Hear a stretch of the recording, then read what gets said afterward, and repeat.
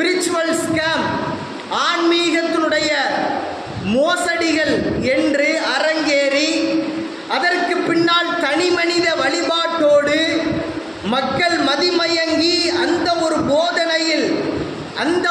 போதனையை போதையாக ஏற்று மக்கள் மயக்கத்தில் வாழுகிறார்கள்.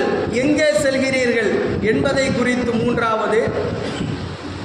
4வது, கலாச்சார பண்பாட்டு நாகரீகங்கள் தடம் புரண்டும் தடுமாறியும் அல்லாஹ் ரசூல் கற்பித்து காண்பித்து தராத ஒரு திசையை நோக்கி மக்கள் மனிதகுலம் செல்கிறது.